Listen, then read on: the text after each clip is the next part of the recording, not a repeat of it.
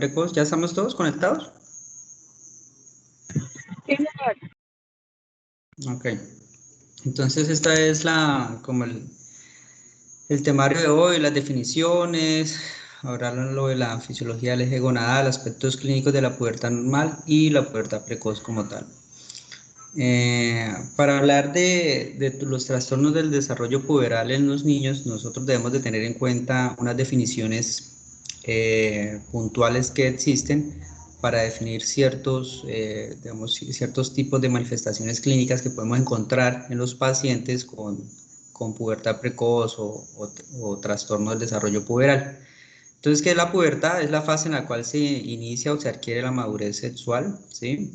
Gonadarca es el inicio de la función puberal de las gónadas, donde se producen pues hormonas sexuales para llevar a cabo la pubertad, ya sea pues en la parte de los testículos en hombres y en ovarios en mujeres. Adrenarca, el inicio de la producción de andrógenos por la glándula suprarrenal. Esto marca como, digamos, acompañaba la parte clínica, cierta activación o cierta explicación de la activación del eje, con unas manifestaciones que ya les voy a mencionar. Pubarca baxilarca, que es el crecimiento del vello sexual, que es un efecto androgénico, ¿sí? Secundario a la elevación de los andrógenos. La telarca, que es el inicio del botón mamario o el desarrollo del botón mamario, que es un efecto estrogénico. Y esto es lo que pasa a nivel fisiológico con el eje hipotálamo, hipófisis, gonadal, en la cual pues va a estar en una etapa suprimida. Nosotros tenemos 3 fases en las cuales el eje va a estar activo, ¿sí? En la fase fetal, hacia la semana 20 y 25 de gestación, hay una activación de este eje, ¿sí? Mira acá en la parte de la derecha, bueno, de la izquierda de sus pantallas, tenemos cómo se activa el eje a nivel de hipotálamo, hipófisis, gónadas en las mujeres, ¿sí? Donde pues viene la secreción pulsátil de la hormona liberadora de gonadotropinas, llega desde la parte de la hipófisis, ¿sí? Genera la secreción de FSH y LH que va a ir hacia la parte del ovario, estimular esa maduración de los ovocitos, y pues esto va a generar un efecto de retroalimentación negativa para la supresión de la misma secreción pulsátil de FSH y LH, ¿sí?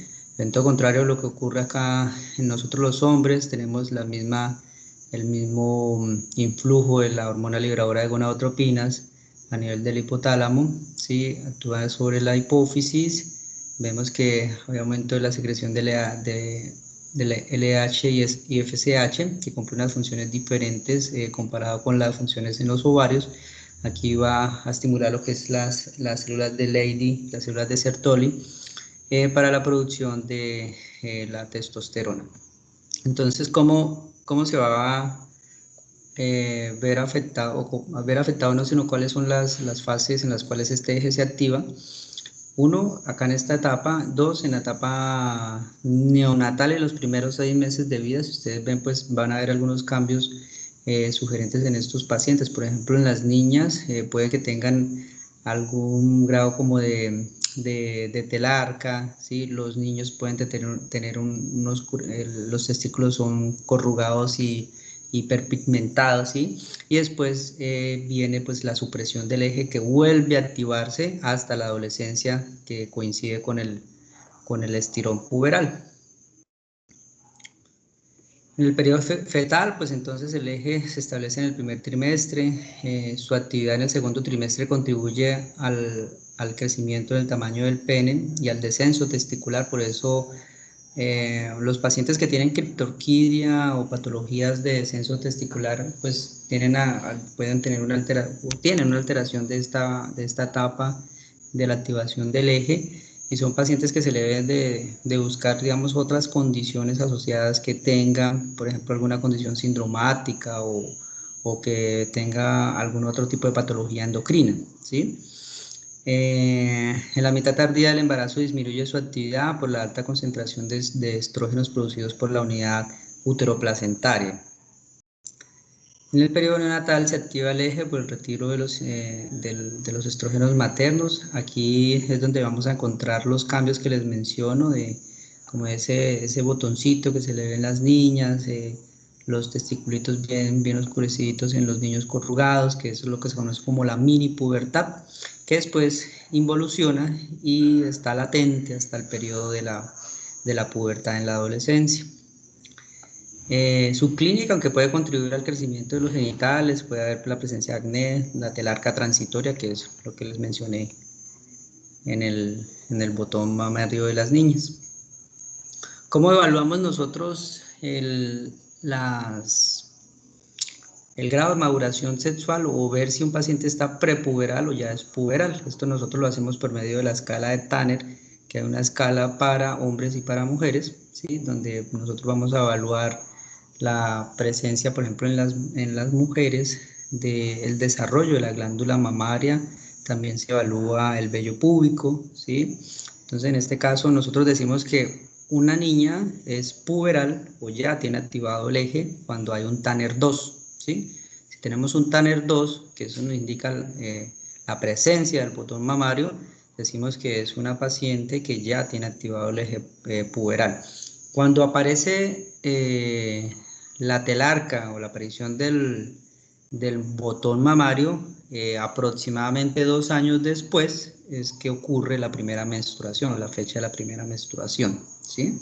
Entonces acá nosotros vemos cómo es la escala, ¿sí? Acorde al desarrollo de la glándula mamaria, y lo vamos a clasificar en los estadios de Tanner, que va desde el Tanner 1, que es prepuberal, al Tanner 5, que es la mujer ya con una glándula mamaria bien desarrollada. Entonces acá nosotros vamos a evaluar la formación de la areola, el promontorio que se puede ver en la sobreelevación entre el pezón y la areola, ¿sí? Y la pigmentación, ¿sí? Entonces acá, por ejemplo, vemos en el estadio 2, pues que hay la presencia del botón mamario, ¿sí? En el estadio 3, el crecimiento del pezón y la areola, que se conforma el contorno lateral al seno, ese promontorio que hay allí. En el estadio 4, la areola del pezón hace un montículo por encima del nivel del seno, y el estadio 5 ya es la glándula bien desarrollada, como la ven acá en esta imagen. En los niños evaluamos nosotros a nivel de los genitales el volumen testicular. También se puede evaluar la longitud del pene, se puede evaluar digamos, la corrugación de los testículos, pero una forma práctica de hacerlo es por medio de este aparato que se conoce como el orquidómetro de Prader, en la cual nosotros evaluamos el volumen testicular. Si ustedes ven acá son una serie de esferas, ¿sí? Una serie de esferas en las cuales nosotros, digamos, tratamos de ver en qué numerito está nuestro paciente, ¿sí? Si ustedes ven acá, las esferitas dicen amarillo, son los que están ya, los que todavía son prepuberales, y cuando cambian al color naranjita ya son niños puberales, ¿sí? Y acá en estas rojitas, pues son ya niños bueno, ya pacientes con desarrollo puberal ya del adulto, ¿sí? Que ya pueden, pues, digamos, tienen su activación completa, ya hacen, digamos, ya pueden tener ¿qué? Ya tienen la producción de espermatozoides activa, ¿sí? Y pueden, pues, digamos, son fértiles en ese, digamos, para que me entiendan.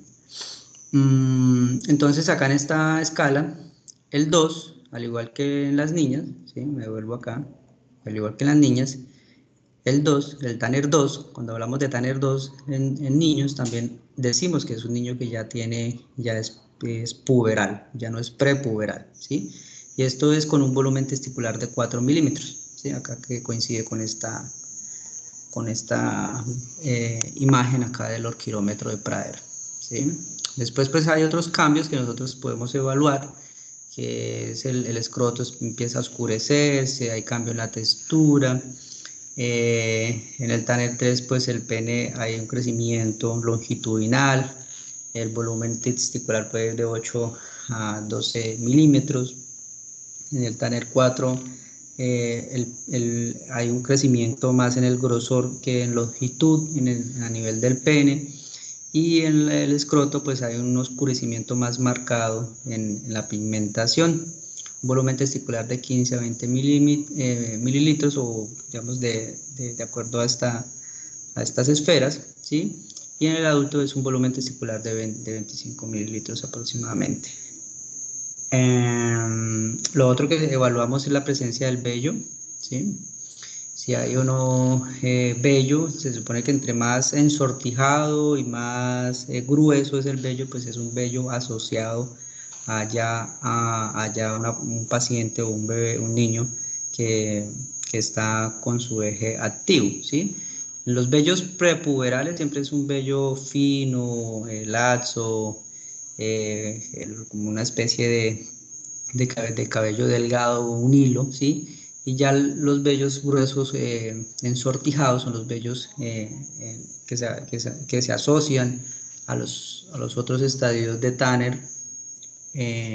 Por ejemplo, un vello púbico, un Tanner 4 coincide, en la mayoría de los casos, con un Tanner 4 en el volumen testicular y con un Tanner 4 en la valoración de la glándula mamaria en las mujeres, ¿sí?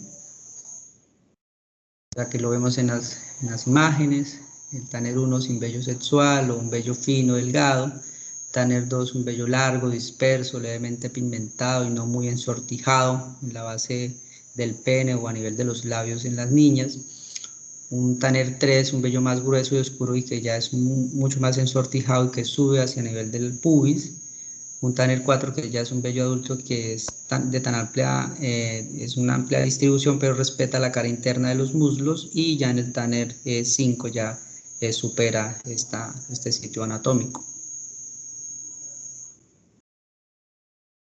Esto es algo muy importante que ustedes deben de saber, aparte de la escala de Tanner para evaluar el desarrollo puberal en las niñas, es cuando nosotros consideramos un desarrollo puberal normal, ¿sí? Se supone que, como todo en pediatría, los rangos de normalidad se ven expresados en desviaciones estándar. Como ya les he dicho en varias oportunidades, una desviación estándar es qué tanto yo me alejo del punto de referencia de mediana poblacional o de media poblacional. El rango de normalidad siempre va a estar en menos o más dos desviaciones estándar entre ese rango, que son los puntos de inflexión. Cuando ya yo supero esas dos desviaciones estándar, quiere decir que pues, el paciente ya superó más allá del 95% de la población respecto al valor de referencia. Entonces, en ese orden de idea, las más o menos 2.5 desviaciones estándar que considera acá los endocrinólogos es para niños entre 9 y 14 años, ¿sí? Más o menos 2 desviaciones estándar, ¿sí? Para hablar tanto de pubertad precoz, que es en el caso de este tema, o pubertad retrasada, cuando los niños no tienen un desarrollo puberal acorde a su crecimiento. Como punto medio, los niños se desarrollan en promedio a los 11.5 años, ¿sí? Y las niñas, que es como el motivo de consulta más frecuente al hablar de este tema, curiosamente los papás o las mamitas se dan de cuenta más que todo en las niñas, porque llama mucho la atención cuando, por ejemplo, una bebita de 5 años empieza a presentar botón mamario o empieza a salirle vellito, entonces eso preocupa mucho a las mamitas. Contradictoriamente con los niños, no sé, los papás asocian esto a que bueno, que chévere que el niño se esté desarrollando y no consultan cuando los niños presentan algún cambio a nivel puberal antes de esa edad. Entonces, hablando en las niñas, tenemos que va desde 8 años hasta 13 años en los rangos de desviaciones estándar, como una media de 10.5 años. En ese orden de ideas, todo lo que quede inferior a esos rangos de edad, si hablo en niñas, menor de 8 años, ¿sí? Y en niños, menor de 9 años, quiere decir que todo paciente que tenga, una niña, por ejemplo, que tenga botón mamario antes de los 8 años, que tenga pubarca, que tenga adrenarca, que tenga mal olor apocrino acompañado de esos otros cambios, es una niña que tiene hallazgos de pubertad precoz, ¿sí? Lo mismo para los niños. Si es un niño que tiene un volumen testicular más de 4 antes de los 9 años, es un niño que tiene hallazgos de pubertad precoz, ¿sí? Entonces, ¿qué vamos a hacer? Antes de, pues, digamos, a ver lo del abordaje clínico, mira todo lo que nosotros debemos preguntarnos o qué determinantes están asociados al desarrollo de la pubertad de manera precoz. Los estudios dicen de que nosotros tendemos por la alimentación, el consumo de cierto tipo de alimentos, ¿sí? Sobre todo los alimentos transgénicos, los químicos, la obesidad, ¿sí?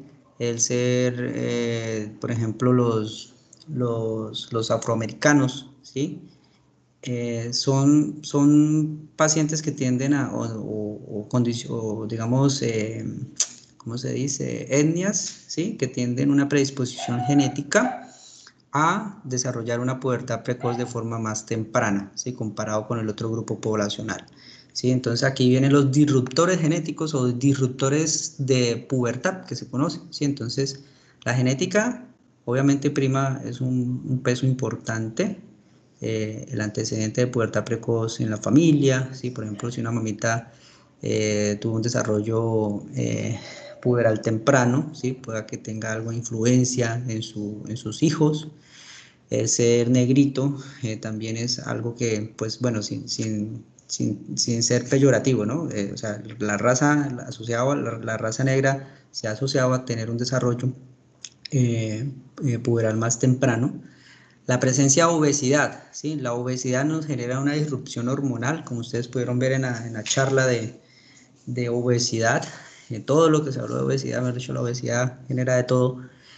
También genera problemas endocrinológicos y la pubertad precoz es uno de ellos. Nos activa ese eje de forma prematura o nos puede condicionar a que el paciente no tenga un adecuado desarrollo en su crecimiento longitudinal, ¿sí? Son los dos extremos, o tiene un desarrollo puberal precoz asociado a un crecimiento longitudinal bajo, ¿sí? O sea, terrible. El estado de salud general, ciertas condiciones, por ejemplo, la utilización de algunos medicamentos de uso crónico se ha asociado al desarrollo de la pubertad. Aquí encontramos algunos quimioterapéuticos, digamos que son medicamentos muy puntuales. El estrés familiar también se ha asociado al desarrollo de pubertad precoz, la presencia de un hijo adoptado, ¿sí? Que crece en entornos diferentes a su línea nativa, la presencia de un hombre de no familia biológica en el hogar, también está asociado a la presencia de pubertad precoz. Y hay otro sinfín de condiciones o disruptores genéticos que se han asociado a la presencia de pubertad precoz, pero así a grandes rasgos, esos son los principales, ¿sí? Las condiciones genéticas, la raza, el peso, el estado de salud general del paciente, las condiciones de estrés familiar, el ser adoptado y la presencia de un hombre de no familia biológica en el hogar. Esto es para que vean cuál es el promedio por lo cual los niños van creciendo, ¿sí? Después de que inician su desarrollo puberal, ¿sí? En promedio, después de iniciada la pubertad, los niños crecen un promedio entre 20 a 25 centímetros y las niñas crecen en un promedio de 15 a 20 centímetros. ¿Listo? ¿Qué nos preocupa de la pubertad precoz? El estrés psicológico que va a conllevar a los padres y pues sí, el hecho de tener estas características clínicas, conductas de riesgo temprana, ¿sí? Que puedan favorecer, por ejemplo, si no se identifica a tiempo, la niña sigue creciendo, queda con talla baja, asociado a las conductas sexuales de riesgo, pues eso también preocupa. La presencia de una enfermedad subyacente, la menarca temprana, que sería como después de la menarca hay una limitante para continuar, una limitante no, un crecimiento, después de que de las mujeres inician su primera menstruación, el crecimiento hacia allá ya es un poquito más limitado, ¿sí? Por eso digamos que el fin de detectar la pubertad precoz es para tratar de que los niños o las niñas, sobre todo, ¿sí? No vayan a quedar con una talla final o una talla diana adulta inferior a unos 50 centímetros, ¿sí? Que eso sería pues una pérdida de la talla diana final. ¿A quiénes se evalúa? Entonces, como lo dice la imagen, atención, debemos de prestar a las niñas con desarrollo de botón mamario Tanner 2, ¿sí? Antes de los 8 años, ¿sí? Y que asociado tenga los otros hallazgos de activación del eje gonadal, ¿sí? ¿Cuáles son los otros hallazgos? Pubarca, ¿sí? La presencia del vello púbico, la presencia de vello axilar, ¿sí? La presencia de mal olor apocrino, perdón, que eso es indicativo de que está activo el eje gonadal, ¿sí? En los niños, la presencia de un Tanner 2, volumen testicular de 4 mililitros y que sea antes de los 9 años de edad. ¿Listo? Nosotros tenemos que hacer una diferencia entre si esa pubertad precoz es de origen central o de origen periférico. O sea, la activación es una activación que compromete el eje, ¿sí? O es una activación diferente al eje normal, ¿sí? Entonces, usualmente cuando es una activación del eje, que es lo que nosotros decimos una pubertad precoz central, de origen central, hay activación del eje normalito, lo único es que está en un tiempo diferente y pues va a respetar toda la progresión normal que tienen los niños de su desarrollo puberal. ¿Cuál es esa progresión normal? Por ejemplo, a las niñas les sale primero los senitos, después empieza el vello púbico, después el mal olor apocrino. Es esa secuencia lógica, ¿sí? Y lo otro lógico también es que eso ocurra en una niña, ¿sí? No que vaya a pesar entonces que el cenito en el niño, que no, es isosexual, ¿sí? Así como lo dice acá, es isosexual y respeta una evolución natural. Causas, 80-90% de las causas es idiopática, no conocemos como tal una causa, están implicados todos los disruptores de pubertad que les nombré anteriormente, en mujeres en el 30-60%, perdón, en el 80-90% en las mujeres y 30-60% en los hombres. Algunas condiciones como tumores, hidrocefalia, radioterapia, parálisis cerebral o alguna condición genética asociada. Diferente en la periférica, en la cual va a haber una activación o una producción excesiva de esteroides sexuales, ¿sí? De LH, FSH, a diferencia de, de la pubertad precoz central. Aquí podemos tener una pubertad, hallazgos de caracteres sexuales secundarios de forma heterosexual, ¿sí? Con un curso no normal, ¿sí? O sea, por ejemplo, podemos tener presencia de botón mamario en un niño, ¿sí? O sea, características de forma heterosexual. Causas, hiperplasia suprarrenal congénita, tumores productores de estrógenos o de andrógenos, hipotiroidismo, síndrome de McCune-Alvin, testotoxicosis, exposición exógena a una carga alta de esteroides, ¿sí? Están asociados a este tipo de pubertad precoz periférica. Y mire que la lista es grande, ¿sí? Aquí tenemos un listado para pubertad precoz de origen central, ¿sí?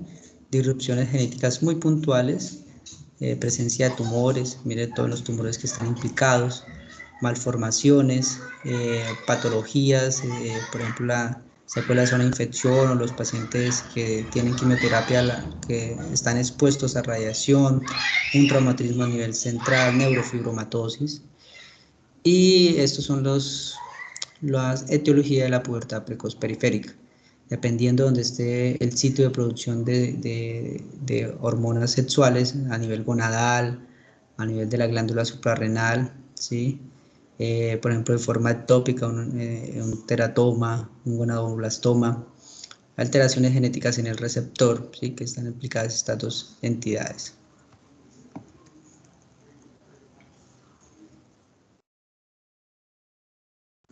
Entonces, ¿qué tan rápido está progresando la pubertad? Es algo que nosotros nos debemos de preguntar para remitir a este paciente, ¿sí?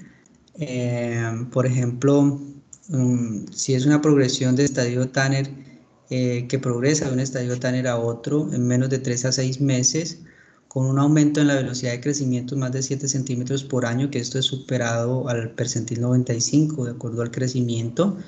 La edad ósea adelantada, ¿sí? Más de 2 desviaciones estándar, pues esto preocuparía mucho, por ejemplo, en un paciente con pubertad precoz sería indicativo de que tenemos una pubertad precoz que se conoce como rápidamente progresiva, ¿sí? Y son condiciones que se deben de remitir de una vez. Por ejemplo, nosotros los pediatras remitimos de una vez a endocrinología de forma urgente para inicio de bloqueo hormonal. ¿Listo?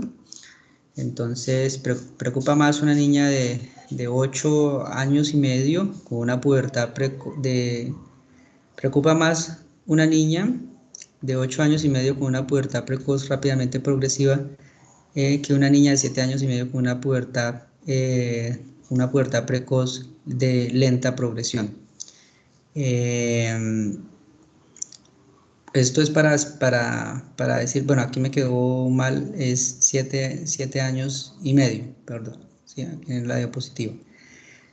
Esto es para decirles de que no todos los pacientes son iguales. Hay pacientes, por ejemplo, que se les diagnostica pubertad precoz a los 6 años y son pacientes que no tienen una progresión en el Tanner, no están en el crecimiento muy adelantados que de acuerdo a las gráficas, su edad ósea no está tan adelantada y son niños que no son candidatos a bloqueo hormonal. Sí, diferente de una niña de que se diagnosticó, por ejemplo, sus cambios puberales empezaron hace 2, 3 meses y ya en 2 o 3 meses tiene unos cambios en el estadio de Tanner muy avanzados. Esa paciente, obviamente, si no se le coloca bloqueo hormonal, una paciente que va a presentar fusión de sus placas metafisiarias y va a quedar con talla baja, ¿sí? Entonces, a esa paciente es la que se le hace bloqueo hormonal.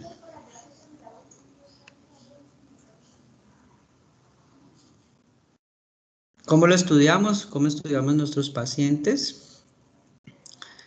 Entonces, el primer paso, historia clínica, cuándo inició la pubertad, o sea, cuándo inició bueno, la pubertad no, porque sería como, cuándo inició la presencia de los caracteres sexuales secundarios, ¿sí? Evaluar la presencia de cuándo se desarrolló el padre, los hermanos y la mamá, ¿sí? Eso es importante anotarlo en la historia clínica. La presencia de síntomas asociados que nos puede sugerir alguna patología secundaria, la presencia de cefalea, convulsiones, alteraciones visuales, que nos orientarían a algún proceso tumoral a nivel hipofisiario, antecedentes de trauma craneoencefálico, dolor abdominal, fuentes exógenas a esteroides en pues, dosis altas. El examen físico, obviamente, vamos a evaluar la parte antropométrica, vamos a percentilar a este paciente o a graficarlo en desviaciones estándar, el peso, la talla. Y muy importante, evaluar la velocidad de crecimiento, ¿sí? La velocidad de crecimiento que uno la evalúa, se supone que una velocidad de crecimiento debe ser evaluada, no sirve un solo punto, ¿sí? Yo tengo que evaluar mínimo 3 puntos de mediciones en un año para yo ver si mi paciente tiene una adecuada velocidad de crecimiento. Y hay gráficas para eso, las gráficas colombianas, las que les hablaba la otra vez en la charla de obesidad, por la parte del reverso, la parte de atrás, tienen un apartado donde nosotros evaluamos la velocidad de crecimiento acorde también en desviaciones estándares y está si el paciente tiene menos de 2 desviaciones estándar en su velocidad de crecimiento o no, ¿sí? Algunas condiciones que nos pueden sugerir, por ejemplo, patologías, neurofibromatosis, manchas café con leche, ¿sí? Y obviamente, pues, perdón, y obviamente la evaluación del desarrollo de la maduración sexual por medio de la escala de Tanner, que ya la vimos anteriormente. 3, edad ósea. Nosotros tenemos que hacer una comparación en lo que el paciente tiene en edad normal y qué tan maduro desde el punto de vista anatómico y fisiológico está ese paciente. Eso nosotros lo podemos ver por medio de la maduración ósea, la cual nos va indicando esa maduración esquelética que va teniendo nuestro paciente, si está muy superior a lo que el paciente tiene o está retrasado, ¿sí? Entonces, en los pacientes con pubertad precoz se supone que son pacientes que tienen una edad ósea un poquito aumentada, ¿sí? Los pacientes que tienen otro tipo de retraso, por ejemplo, retraso constitucional de crecimiento y desarrollo, son pacientes que tienen una velocidad de crecimiento, una edad ósea retrasada a su edad cronológica, ¿sí? Tenemos que evaluar la función tiroidea, hacer pues una vigilancia clínica cada 3 o 4 meses, una edad ósea avanzada y un aumento en la velocidad de crecimiento pues nos indica que la pubertad precoz, que tenemos hallazgos de pubertad precoz y que requiere más estudios.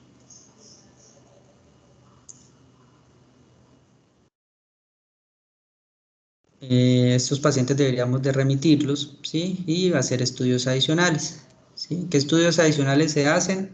Son estudios a nivel hormonal. Hacemos mediciones de LH basal que mayores a 0.3 unidades litro nos van a indicar como tal la presencia de pubertad precoz. FSH, poca utilidad para diferenciar entre variantes normales de las patológicas, estradiol, estos son los puntos de corte, testosterona. A nivel ecográfico nosotros podemos valorar de forma anatómica si ese, por ejemplo, en el caso de las niñas, ciertas medidas que hace el radiólogo con base en el volumen ovárico y el volumen uterino y la relación cuerpo-fondo, son hallazgos indirectos de que el paciente tiene sus órganos genitales internos sexuales maduros, ¿sí? Entonces, cuando tenemos un volumen ovárico superior de 2, ¿sí? Eso ya es indicativo de pubertad precoz. Cuando la relación cuerpo-cuello, ¿sí? Del útero es mayor de 1, cuando tenemos un volumen uterino más de 3 centímetros cúbicos, un diámetro longitudinal mayor de 38, un diámetro anteroposterior mayor de 10, o la presencia de una línea endometrial. Esos son hallazgos ecográficos de pubertad precoz que confirmarían lo que ustedes estarían viendo en la clínica. ¿Sí? En la clínica sería la presencia del botón mamario, la pubarca, entonces eso es otro de hallazgos. El test de estímulo con hormona de crecimiento, lo que les decía, nosotros tenemos que hacer, bueno, acá este se hace para tratar de confirmar cuando estos estudios, sobre todo salen de forma dudosa y como que queda la duda, no hay como una activación del eje gonadal, entonces podemos hacer un test de estímulo con hormona de liberación de gonadotropinas, que es perdón, con una liberación de gonadotropinas, que si es mayor de 5 unidades litro posterior al estímulo, pues es indicativo de pubertad precoz. Resonancia magnética, como algunas patologías están asociadas a nivel central, es indicativo, perdón, la realización de la resonancia en todos los niños o niñas con pubertad precoz menores a 6 años o que tengan algunos síndromes neurológicos, ¿sí? Entonces es indicativo resonancia magnética en esos pacientes.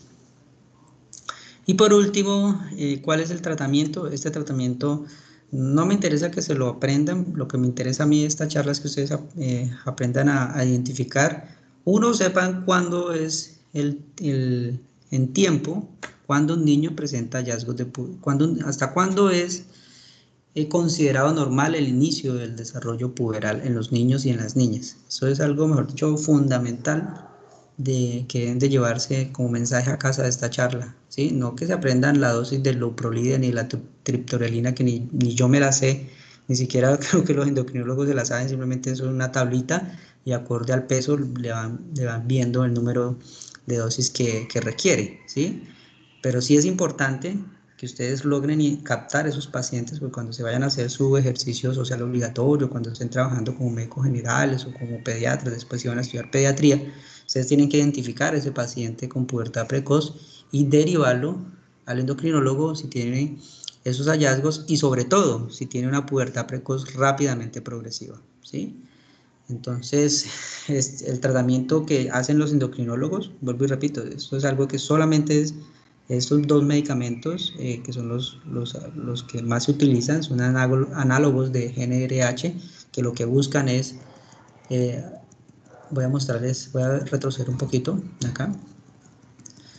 Lo que se busca con esta, ustedes dirán, pero si le pongo más hormona liberadora de gonadotropinas, no voy a favorecer más la pubertad precoz. No, resulta que, como ustedes ven acá en esta gráfica, eh, las mismas hormonas, mira, las mismas GnRH, las mismas hormonas van a generar un efecto de retroalimentación negativa a nivel hipotalámico, ¿sí? Entonces no se va a generar esa liberación de hormona, de GnRH, hormona liberadora de gonadotropinas. Esto va a generar un bloqueo a nivel de este eje por un feedback negativo, una retroalimentación negativa, ¿sí? Entonces, eso es lo que se busca con, eh, con estos dos medicamentos, generar ese bloqueo hormonal del eje, bloquear el eje para tratar de que los pacientes tengan un adecuado crecimiento y no vayan a estar comprometida su talla, ¿sí? Entonces es indicativa en pubertad precoz, rápidamente progresiva. Utilizan, porque yo ni siquiera lo utilizo, son medicamentos que solo lo puede prescribir un endocrinólogo o pediatra, hablando de pubertad precoz pues en los niños, que es en lo único donde se presenta, aunque hay algunos endocrinólogos de adultos que se atreven a tratar a los niños, pero eso había como cierto recelo por los endocrinólogos pediatras, porque no está bien que, bueno, un endocrinólogo de adultos trate a un niño con pubertad precoz, ¿sí? Queda como algo que raya. Entonces utilizan el Luprolide y la triptorelina. Efectividad del tratamiento se puede ver por medio cada 3 a 6 meses, en la cual no hay una progresión de los hallazgos de maduración sexual. La velocidad de crecimiento debe estar acorde a los rangos de normalidad, y el adelanto de la edad ósea pues debe enlentecerse. O sea, todo lo que nosotros pues vemos, acompañado también pues del el vello, esto es lo único que sí no se retrasa o no se detiene, que es la presencia del vello. Eso sí no se puede como retrasar. Entonces una vez ya ahí queda, pero no es algo para nosotros decir de que, uy, no, el paciente no tiene un bloqueo hormonal. No, tenemos que evaluar las otras cosas, ¿sí? La glándula mamaria, la velocidad de crecimiento y la edad ósea. ¿Listo? Bueno, listo, muchachos. Y esto es todo de pubertad precoz.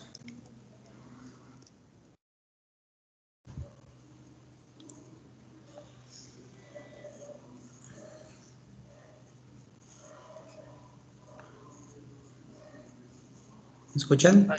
Doctor, ¿me escucha? Sí, sí, señor. Sí. Doctor, una pregunta, no sé si no escuché bien, pero mencionaba que el percentil 95 de crecimiento era más de 7 centímetros al año. ¿Esto es en qué rango de edades, doctor? ¿Más de 7 centímetros al año? No, yo dije eso. No. Sí, creo recordar que Creo que había sí una estaba en la parte que diapositiva. decía Dice mayor al aumento de la percentil talla mayor de 7 95 o mayor centímetros. a 2 años. Sí, sí, sí, sí, yo también lo copié ahí de la diapositiva, así. Bueno, vamos a mirar acá. Espera, pongo la diapositiva otra vez.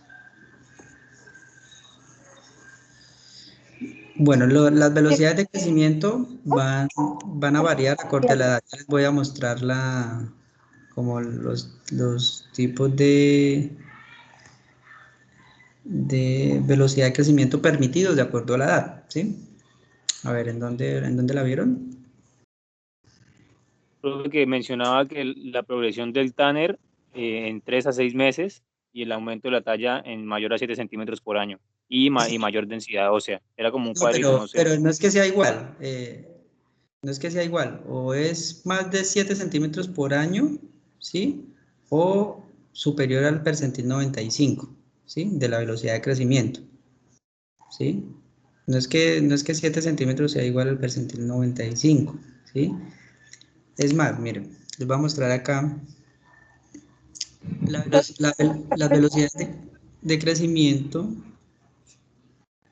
varían acorde a la edad, y son como los puntos en los cuales uno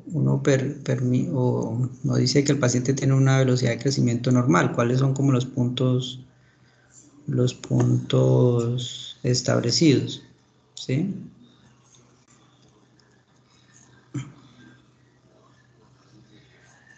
Turururururu.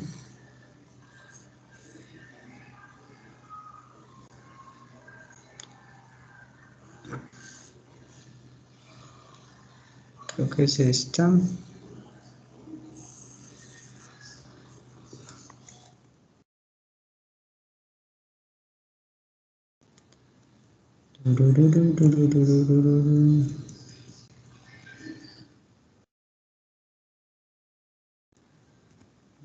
Es está allá abajo.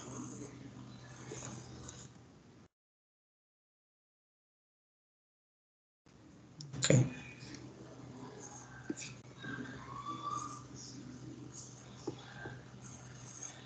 Estas son como las velocidades de crecimiento acorde a la edad, ¿sí?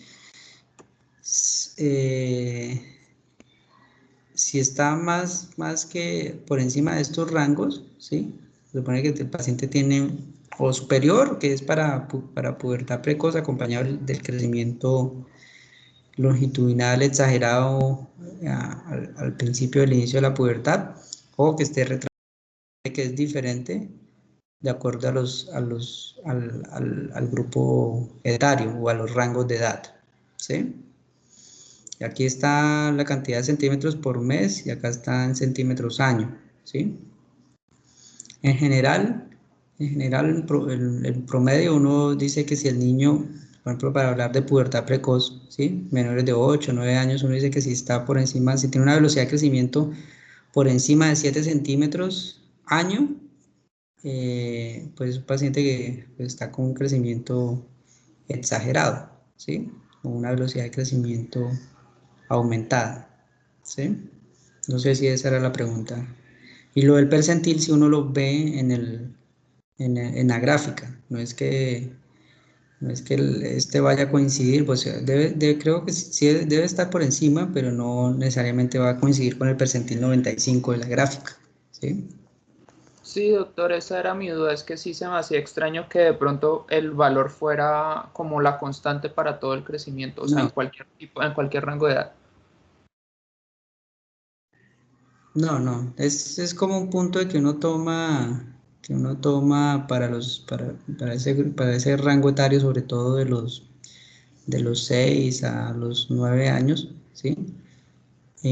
Para decir que el paciente tiene una velocidad de crecimiento aumentada, pero obviamente no es el mismo del percentil 95. Para ver si el percentil 95 va a ser, digamos, diferente a la edad, ¿sí? El percentil va a cambiar diferente a la edad que nosotros estamos midiendo, ¿sí? A la edad puntual.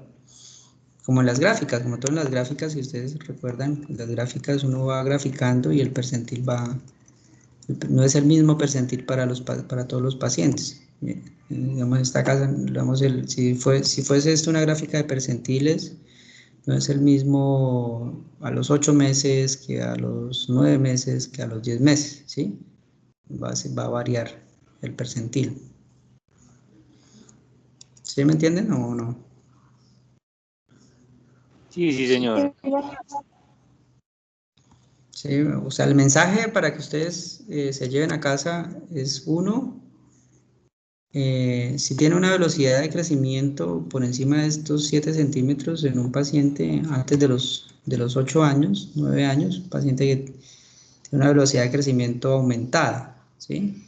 Y ese paciente con velocidad de crecimiento aumentada deben de buscarle o en su consulta, si de pronto es diferente en el orden de cómo lo están manejando. Por ejemplo, lo consulta porque está con botón mamario y ustedes, pues, de forma acuciosa ven los registros de crecimiento en las últimas 3 visitas. Por ejemplo, en el último año vieron que el niño hace un año, la niña hace un año medía 80 centímetros y ahorita está midiendo 115 centímetros y tiene una ósea que habla de que tiene, por ejemplo, si tiene 7 años y tiene una ósea de una niña de 11 años, pues una niña que está muy por encima de, en velocidad de crecimiento y en edad ósea, ¿sí? Entonces esa niña probablemente requiera bloqueo hormonal, ¿sí?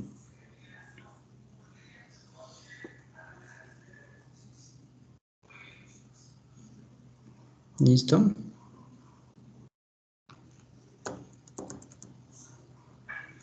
Lo... Sí, Sí, señor. sí, señor. Profe, yo tengo otra pregunta. Es que usted mencionaba que la central, cuando es pubertad precoz central, permite como el desarrollo natural y los signos son secuenciales y la periférica no. ¿Me podría aclarar eso nuevamente? Sí, la central, por ejemplo, el curso normal del desarrollo puberal es que primero aparezca, por ejemplo, en las niñas el botón mamario, ¿sí? Después aparece la presencia de pubarca, después la primera regla menstrual, ¿sí? Eso no ocurre, y que sea en una niña, ¿sí? Y eso no ocurre en un paciente con características heterosexuales. Entonces ustedes pueden ver signos de, por ejemplo, o de hallazgos de androgenización en una niña, ¿sí? O un niño con desarrollo, por ejemplo, de glándula mamaria, ¿sí? Presencia de botón mamario. Eso no es, digamos, isosexual. ¿Listo? Listo, profe, listo. Bueno, listo, muchachos. Entonces vemos el martes. Ah, bueno, el martes ahí la charla de dermatología con el doctor Oscar. ¿Cómo hago para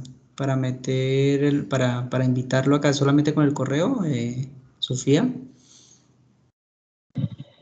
Sí, o sea, en el grupo, ahí están donde digan como participantes o directamente se crea la llamada y cuando uno crea la llamada puedes agregar ahí personas con el correo. Ahí dice agregar participantes y metes el correo de la persona. Ok, listo. Y el martes también revisamos lo de urgencias oncológicas.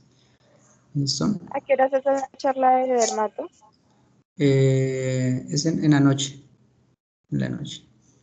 Nos vemos el martes en la mañana. Entonces al fin vamos a revisar en el horario de rotación, vamos a revisar las clases, ¿cierto? Las charlas. Listo. Listo, profe, sí. Y tienen tema, ¿no? Es-